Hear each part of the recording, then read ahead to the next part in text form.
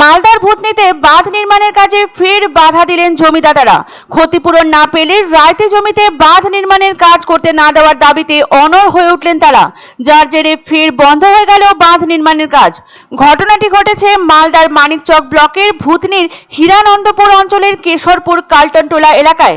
জানা গিয়েছে 2024 সালের বন্যায় ভূতনিতে গঙ্গা নদীর রিং বাঁধ ভেঙে যায়, তাই রাজ্য সরকারের উদ্যোগে ভূতনিতে নতুন করে শুরু হয় বাঁধ নির্মাণের কাজ।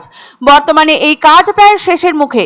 2 কিলোমিটার রায়তে জমিতে বাঁধ নির্মাণের কাজ বাকি রয়েছে, কিন্তু এই কাজ নিয়েই তৈরি হয়েছে জটিলতা।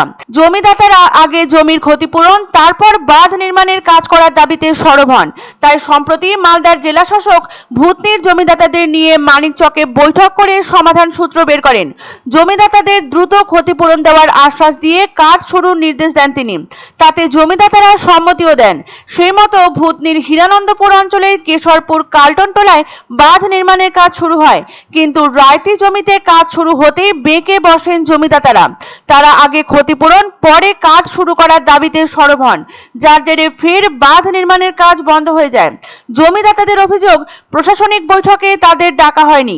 পাশের গ্রামের বাসিন্দাদের নিয়ে বৈঠক করেছেন প্রশাসনিক আধিকারিকরা, তাই তারা তাদের রায়তি জমির ক্ষতিপূরণ না পাওয়া পর্যন্ত কাজ করতে দেবেন না।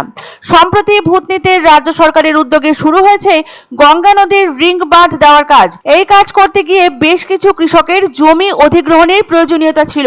শুরু থেকেই জমিদাতা কৃষকরা আগে ক্ষতিপূরণ, পরে বাঁধ নির্মাণে কাজ শুরুর দাবিতে বেঁকে বসেছিলেন। তাদের নিয়ে প্রশাসনিক বৈঠকও করা হয়েছিল, কিন্তু বৈঠকের পরেও নিজেদের দাবিতে অনড় ছিল কৃষকরা। এই পরিস্থিতিতে জেলা শাসক নীতিশ সিংহানিয়া ভূতনির জমিদাতা কৃষকদের নিয়ে মানিকচক ব্লকে প্রশাসনিক বৈঠক করেছিলেন। বিশিষ্ট ব্যক্তিবর্গের উপস্থিতিতে জেলা শাসক জমিদাতা কৃষকদের সরকারি নিয়ম মেনে আগামী কিছুদিনের মধ্যেই আর্থিক ক্ষতিপূরণ প্রদানের আশ্বাস দিয়েছিলেন। তবে তার আগে বাঁধের কাজ শুরু করতে দেওয়ার আবেদন জানান জেলা শাসক। ইতিমধ্যে খাস জমিতে বাঁধ নির্মাণের কাজ শুরুও হয়ে গিয়েছে, কিন্তু তারপরেও সোমবার আবারও বিক্ষোভে সামিল তারা। তাদের অভিযোগ, তাদের জমি নেওয়া হবে, অথচ প্রশাসনিক বৈঠকে তাদেরকেই ডাকা হয়নি। পরিবর্তে পার্শ্ববর্তী গ্রামের বাসিন্দাদের নিয়ে বৈঠক করা হয়েছে। এই ঘটনার সামনে আসতেই জমি পাহারা দিচ্ছেন স্থানীয় বাসিন্দারা। ইতিমধ্যে গ্রামবাসীদের পক্ষ থেকে রাজ্যের মুখ্যমন্ত্রী মমতা বন্দ্যোপাধ্যায় সহ জেলা প্রশাসনকে ইমেল মারফত অভিযোগ জানানো হয়েছে। তারপরেও জমি আঁকড়ে ক্ষতিপূরণের দাবিতে অনড় রয়েছেন তারা। এখানে মানে কি যতক্ষণ ক্ষতিপূরণ না পেলে ততক্ষণ আমরা মাটি ফেলতে দিব না। সরকারের লোক আসবে, পুলিশ আসবে, ওপর থেকে বলছে ডিএম আসবে, এ আসবে, ও আসবে, কেউ আসছে কি আসছে না আমরা কোনো মানে কি জানতে পাই না। জোর করে মাটি ফেলাচ্ছে, ওই জন্য আমরা গাড়ি থামিয়ে রেখেছি, কোনো মাটি ফেলতে দেব না।